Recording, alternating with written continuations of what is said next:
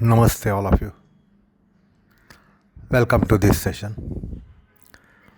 We have been dealing with the principle of Ishwara. And the Upanishads, the Vedanta, the Adhyatma has always been saying that it is indescribable. Why is it indescribable, and why is it that we are trying to describe it? So, it is indescribable because if you say it is like this, it is not like this but like that. If you say it is like that, it is not like that but it is like this. So, if you try to describe it, it can be proved that it is not that. That is why the neti principle is used. So the point is it is indescribable, but then we are trying to describe it. What is it that we are going to describe, and how is it that we are going to describe if it is indescribable? Now here is the topic that we are handling with, which will tell us that why it is indescribable. It is not that it should not be not described because it is not describable. There would have been no Upanishads at all then. So that's the topic that we are going to handle, whereby we will realize as to why it is indescribable. While the dogmatic religions and isms have been saying that it is this way, it is this way only, and Upanishads stand bang opposite to such a view. So, as I said during the end of the last session, that we are going to consider the pairs, the four pairs.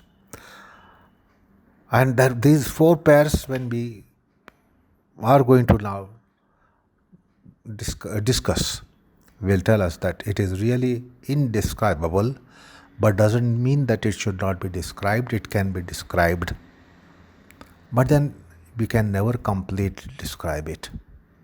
That is one meaning of it, that it cannot be completely described. So the four pairs were moorta-amoorta. So if you look at these terms, they are antonyms of each other. So the pairs are moorta-amoorta. Ishwara or Brahman is moorta as well as amoorta.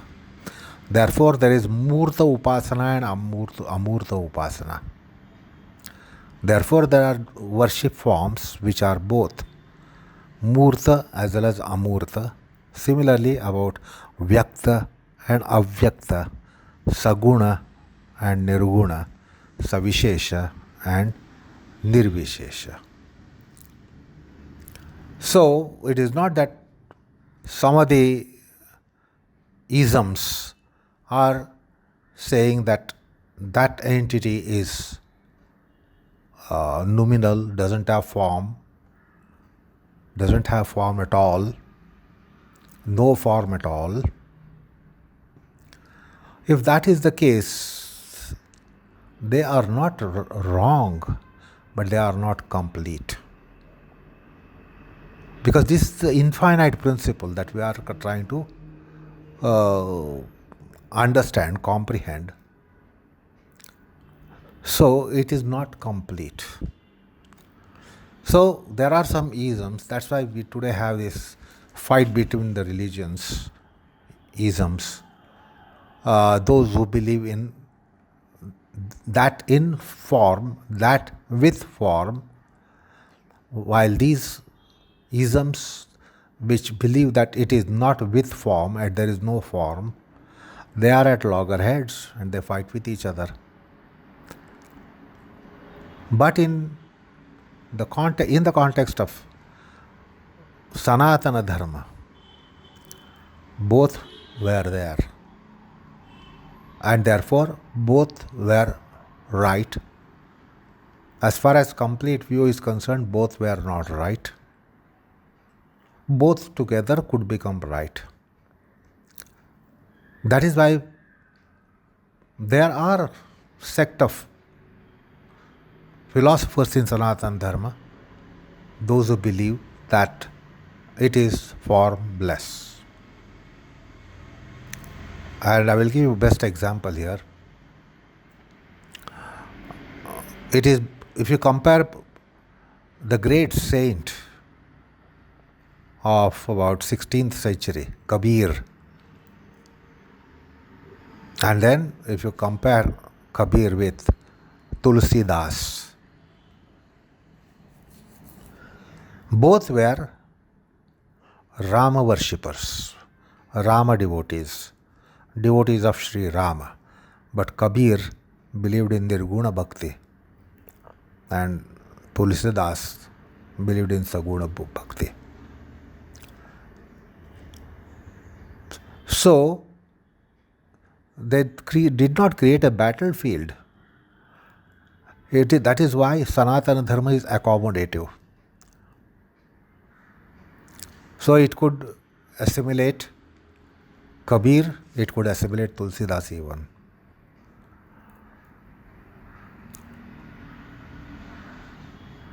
Kabir did not believe in the Rama who was Dasharatha Tanaya or who was Kausalya Tanaya. He believed in the principle of Rama, and for him it was not the historical, mythological Sri Rama or the form of Sri Rama which is depicted with the bow and arrow, Sharangadhara, Sharangapani, was not his divinity. It was nominal, abstract. While on the other hand, opposite was the stand of Tulsidas. So that's why when you have this view, it will accept moorta-amoorta, vyakta-avyakta, sagun, nirgun, savishesha, nirvishesha.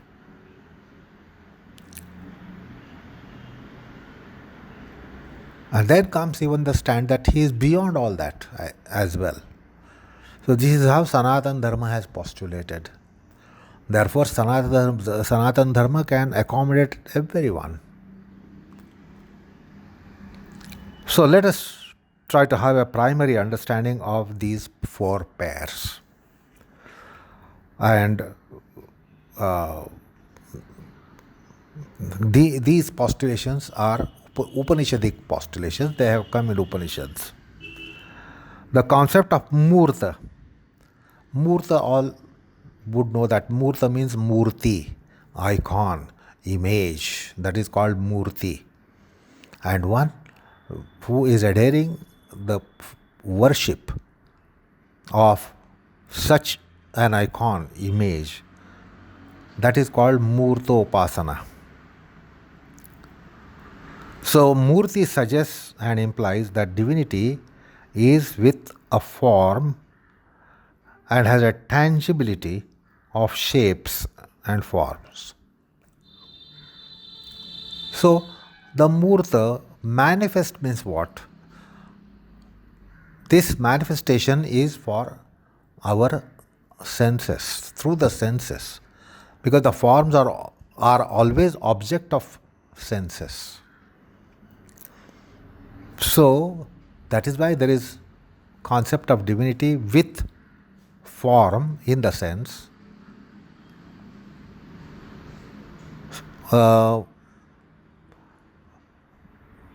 object of senses, because senses are only going to see the form, that too particularly the eyes, visual form.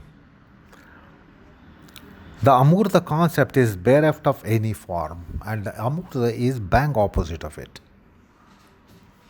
That means it doesn't accept such form.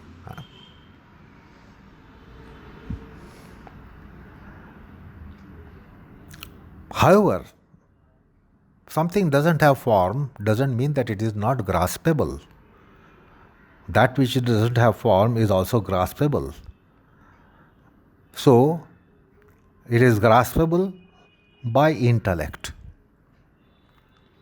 So, moorta upasana will understand how it is, because it is having support of a form of divinity, and amoorta is upasana which doesn't have form of divinity.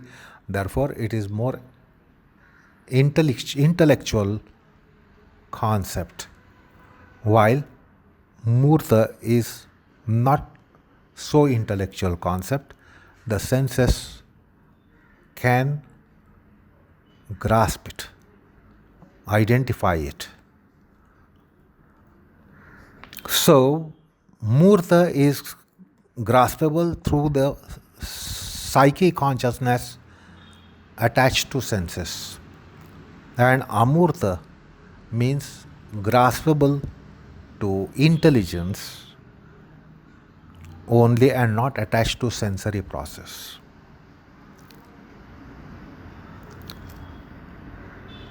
So, that's the difference between moorta and amoorta. So, you can understand what is the role of intelligence behind moorta upasana. This is intelligence which is in the teamwork of senses, mind consciousness. And then in amoorta, the senses are kept set aside. They are kept aside. So that's the difference between moorta and amoorta. The vyakta form is manifest form, manifest to human psyche consciousness, while avyakta is unmanifest and even ungraspable to even buddhi. So that's the difference between amoorta and avyakta.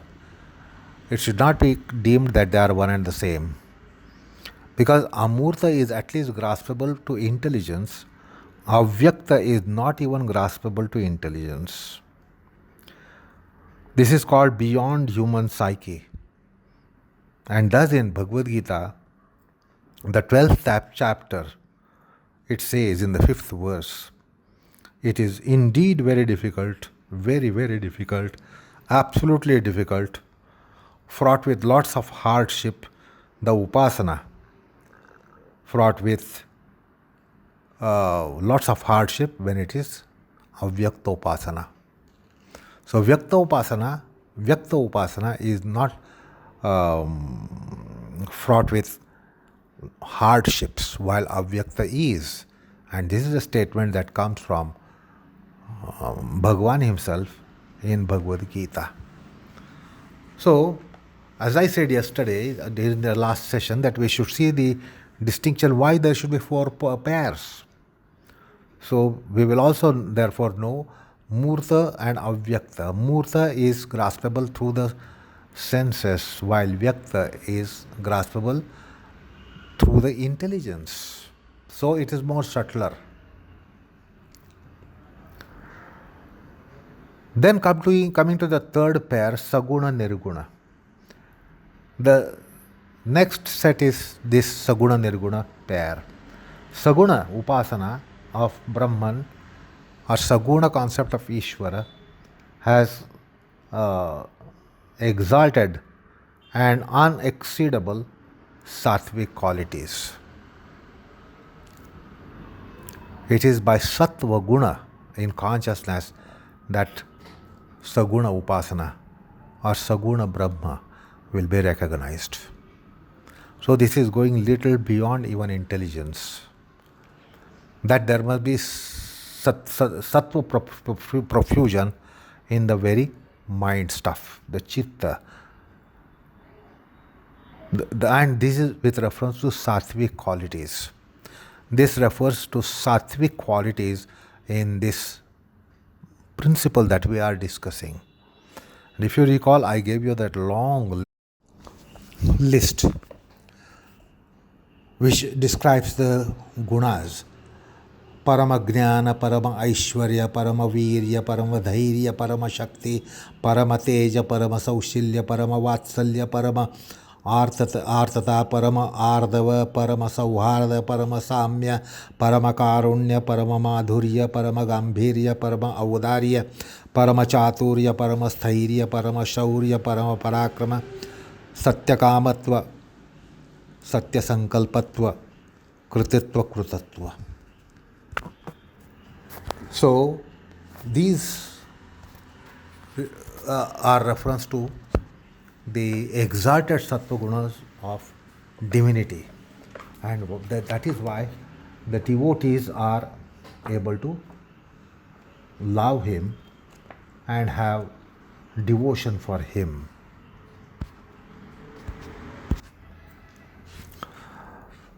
And therefore, saguna upasana is opened out for wider people, because we would be able to appreciate and we would be able to understand how the God is last resort, only last resort, because of these qualities. So, saguna means these are the gunas. These gunas are perceived by mind, consciousness, psyche. These are not gunas that you see through eyes. These are to be understood through the mind stuff. And nirguna means a transcendent form, gunatita. Not that he is quality less, but transcending qualities is called nirguna. Saguna means with these qualities which just now I listed. And nirguna means not that without these qualities, but transcending these qualities. He is much more than that. He is beyond that. If you try to describe that these are these gunas of his personification, then he is also beyond it. That is the meaning of nirguna, that is transcendence. So that's the third pair. So if you believe that he is with these qualities, okay, no problem. Then what is the opposite stand is that he is beyond these qualities, not only these qualities, but beyond these qualities. That is nirguna upasana. And Kabira was a nirguna upasaka. And Tulsida was saguna upasaka. So there was no ground for them to be at loggerheads and wage a battle. Then the fourth one is savishesha nirvishesha. Savishesha means having particularities, while nirvishesha means transcendent, transcending any particularities. It is not unparticularized, but transcending any particularity. So Sanatana Dharma accommodates every pair very, very, very amicably. It sets aside all conflicts or controversies or even basis of controversies and conflicts. There is a mutual tolerance keeping at bay all sectarian intolerances and dogmatisms. So all these options to worship him are available, and these can be available in Sanatana Dharma. It is because of absence of dogmatism. As mentioned earlier in one of the sessions, the man will oscillate in different states. So sometimes he is in the position to have appeal for one aspect of pair, while sometimes the other aspect of pair. This happens even to one psyche, one consciousness. So let me tell you here that say even the great saints like Jnaneshwar, Tukaram, Tulsidas, Mirabai, We think that they were sagunopasakas. No, they embraced both. Even we commoners, we cannot do away with saguna form of divinity. We have to accept the form, and therefore we accept the form of Rama, Krishna, Parshurama, Narsimha, Ganesha, etc., etc., and we worship them because of their forms. Because of their forms, we have scope to worship. We have scope to love and revere and have bhakti for them.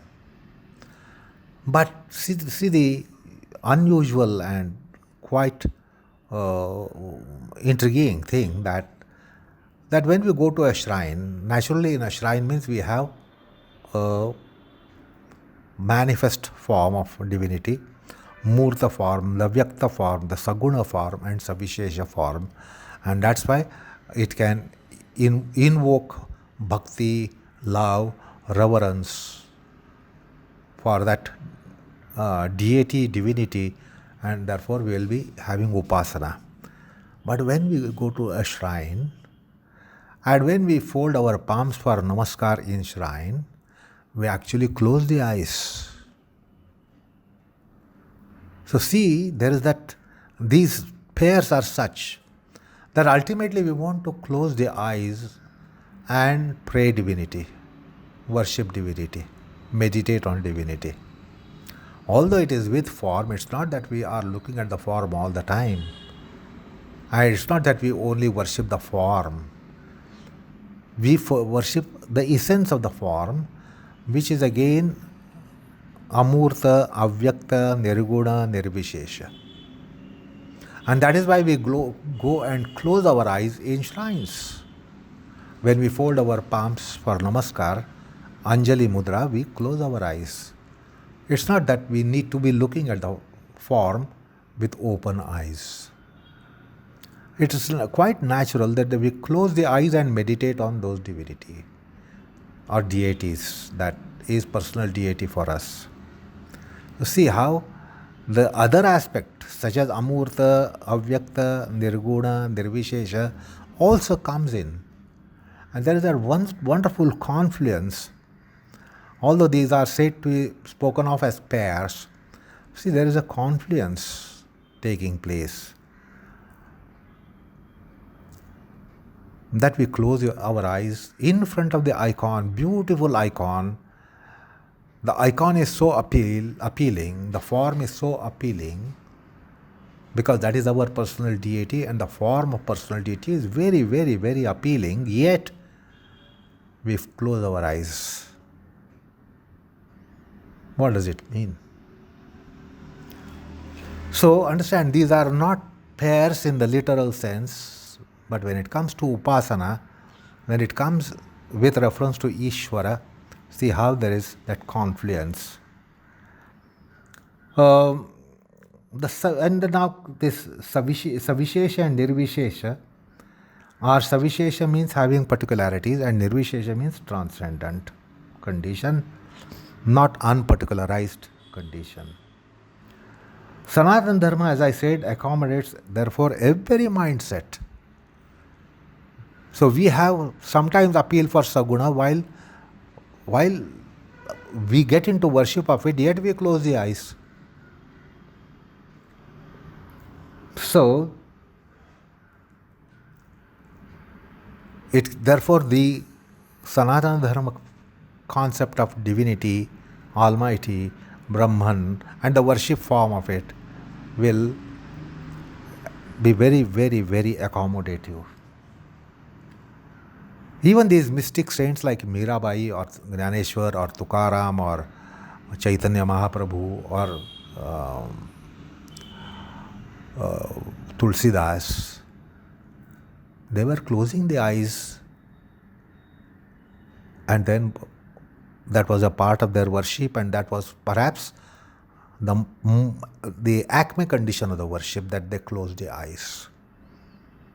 So they were going to the other aspect, they were circumscribing the other aspect as well in their upasana.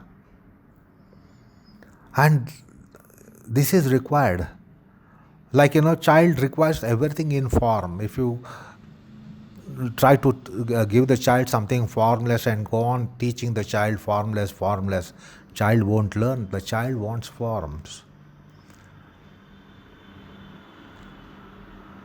So that's why, as I said, that when Tulsidas was a child, or perhaps even Kabir was a child, as a child they would be going for only forms.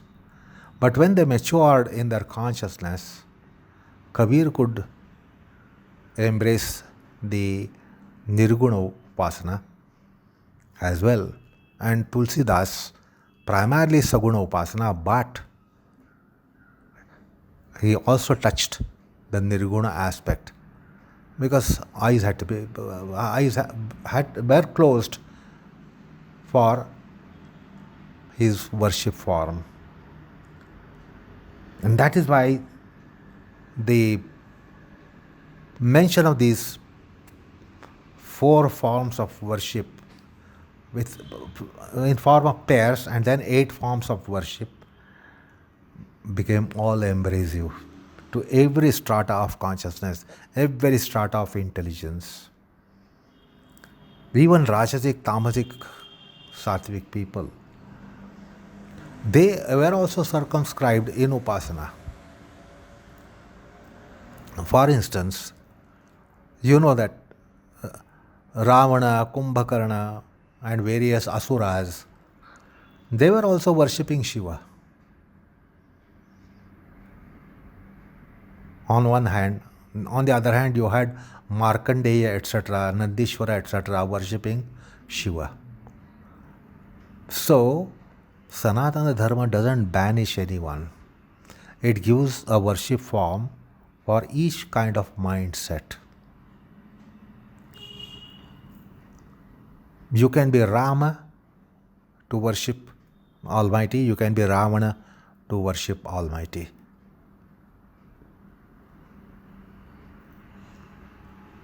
So, that is how people will be of profusion of sattva guna or rajoguna or tamoguna. After all, they are all offsprings of divinity. We all have come from it, and we are all having antaryami, him as antaryami. Therefore, there is no rejection. So that's the beauty of Sanatana Dharma. It has that flexibility. On account of this flexibility, different mindsets such as emotional mind, sentimental mind, intellectual mind, logical mind, business-minded mind, or mysticism-minded mind, sattvic mind, rajasic mind, tamasic mind, wise mind, unwise mind, stupid mind, average mind, young mind, old mind, childlike mind, child mind, mind of men, mind of women, and not only this, but even beyond humans. The divinity is for everyone, not just human being. Whereas the ism is only for human being. If you recall, I had said all isms are only for human beings. We don't have Christian dogs and Islam dogs and Hindu dogs, or cats or cows and cattle and animals and birds. It's only for mankind, and that too only when the man is in a wakeful state. Even for human being who is in not in a wakeful state but in other states of consciousness, there is no gravity of ism. Ism doesn't work. Ism has only gravity when man or human being is in a wakeful state. See how limited is the scope of the isms. And while dharma doesn't have this limited gravity. It engulfs all the states of consciousness of human beings and all the consciousnesses of all beings, and even that micro consciousness of so-called insentient objects and insentient world. Because he is divinity, he is master. He is sarvasya adhipati, sarvadhipati. He is master of everything, from dust particle, from barest monad to very Brahma, the creator deity.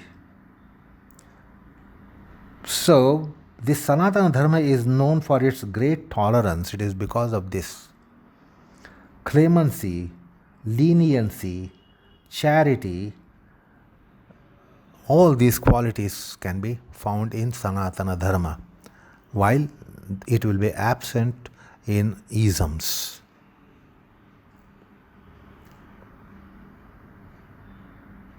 The Sanatana Dharma never went for conversions or missions, nor any forceful indoctrination. Sanatana Dharma allows freedom of faith and has universal outlook. Adhyatma, it is because of the Adhyatma in Sanatana Dharma. Paramartha, Adhyatma. So these are transcending aspects.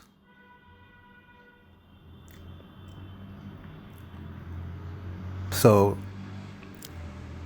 today we try to understand the concepts of these four pairs which are characteristic to Sanatana Dharma. One of the reasons why this Sanatana Dharma is so broad is that it has timeless history. It has timeless history. It has seen the whole universe and mankind in all various ages, all the ages, in all eons, all millennia. And of course, our chronology should go beyond millennium or millennia. If you consider the kalpa, concept of kalpa, because each kalpa comprises of 8,640 million years, 8.64 billion years. That's only one kalpa. So this Sanatana Dharma has seen this time which is without beginning.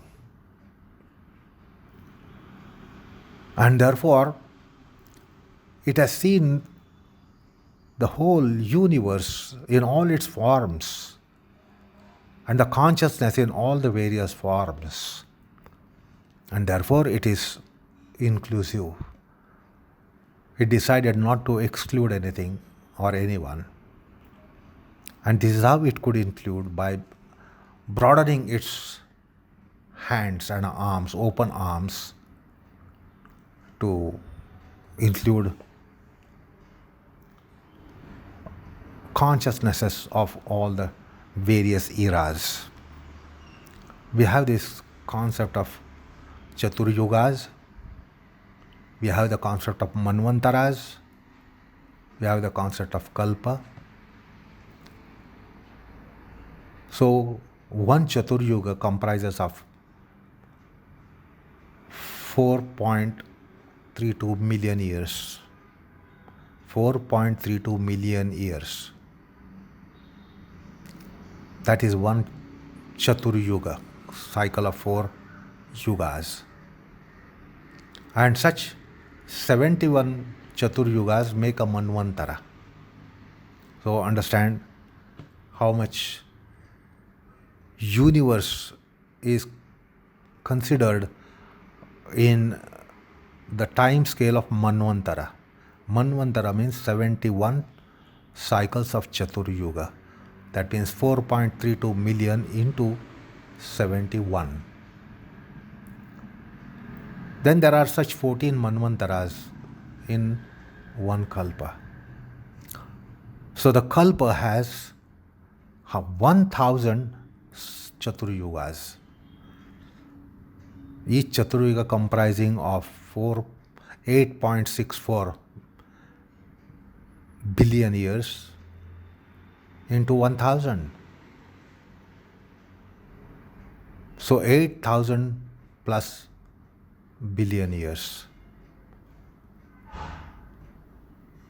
And then that is only one day of Brahma, then comes 1 year of Brahma, and then comes the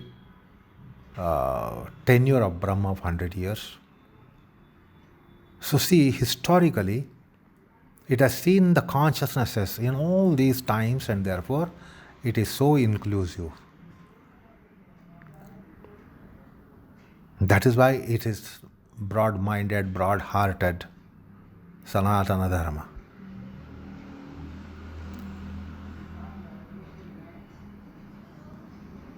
Naturally, if someone has seen so many people and so many years and decades, somebody has lived more than average longevity of say 80, 90 years, somebody has lived for 100 years and 200 years and 500 years, naturally the experience of the world would be that much great. Then you can understand how the mind would work. One who has seen 3 generations and 4 generations and 5 generations and 6 generations of people. Now this is Sanatana Dharma, which has seen countless generations of people. Literally countless. And therefore it has become that much magnanimous. The isms have come from about 1,000, 2,000 years, 5,000 years. Some of the faiths are 5,000 years old. Where is 5,000 years? And where is this? Kalpas and kalpas after kalpas. Therefore, Sanatana Dharma is so magnanimous because it is that much old, agelessly old. And that is why that magnanimity has come in. Anyway, the point is that we were supposed to look at the concept of divinity, which is indescribable. It is because of this it is indescribable. But if you are dogmatic, that means it is a limited entity. They make the divinity a limited entity by saying that it is only this and it is only this only. That means you are limiting that infinite. So most of the dogmas of isms have done this, which is not really justifiable to concept of God, Almighty, divinity.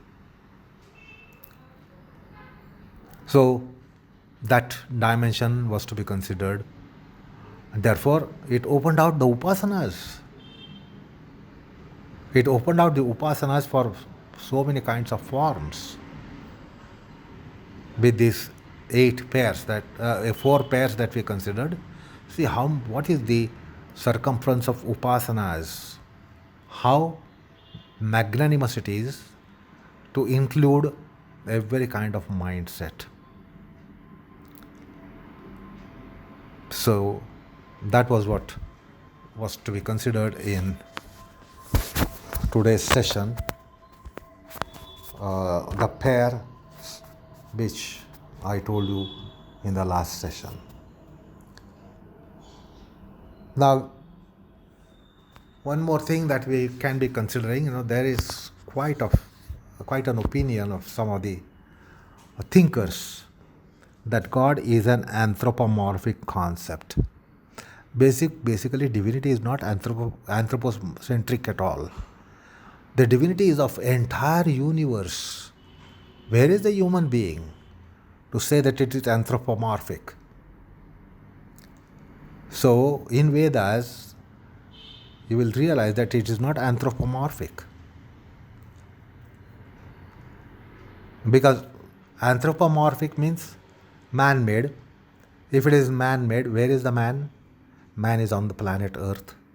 Where on planet Earth, just 30% of the land mass that is on the surface of the Earth. Because 70% is occupied by water, by oceans. So 30% of land mass. And in that land mass, again, you have lots of inhabitable areas, not everywhere that man can be inhabiting. So what is the habitable area in 30%? And there in that paltry bit, we have human being along with other creatures. It's not only that the entire land mass belongs to or is inhabited by human beings, it's also inhabited by so many life forms. One of those life forms is human being. And then is it not laughable to say that the God is man-made concept? Because the divinity that is being discussed, it is also for all life forms here as well as in other planes. Whatever kind of life form will be in other planes, they also have this concept. And even the subhuman species on the planet also have this concept. Now, it is the observation that has failed. But then we come to know through our scriptures and texts. The Gajendra Moksha Prakaranam, which I refer to sometimes, elephant also wanted to worship Almighty. So it has its own idea of Almighty. And therefore it worshipped, it beseeched, it prayed, and then its prayers were answered.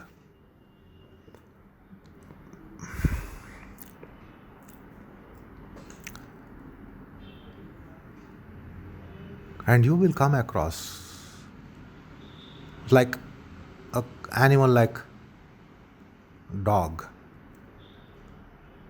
It could be a devotee of Dattatreya.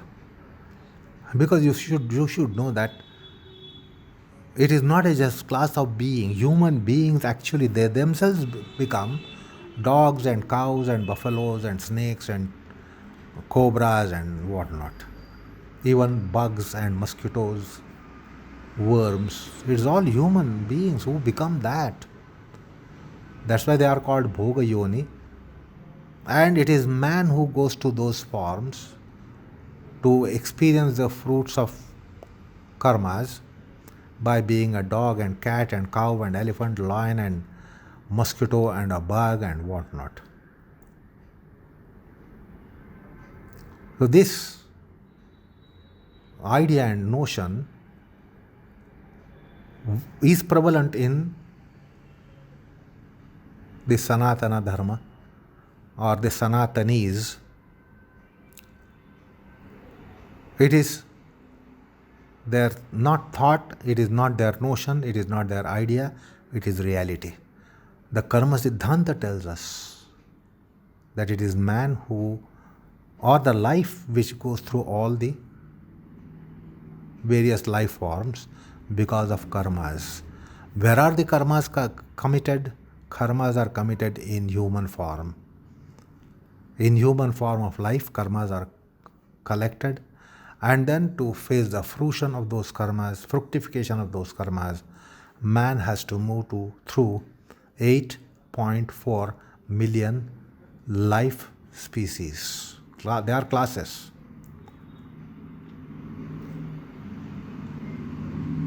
So it is the life principle which is in all the beings. And it has come there on account of being in human form, having committed.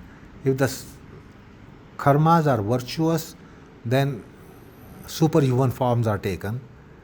If the karmas are vicious, subhuman forms are taken. So even the life has to be understood in the light of Sanatana Dharma, in the light of Adhyatma, in the light of Paramartha. So it will be altogether a different background. And therefore, such claims that the God is an anthropomorphic concept will be set aside. So let's try to delineate on this particular factor. But let us do that in our next session. Namaskar, all of you.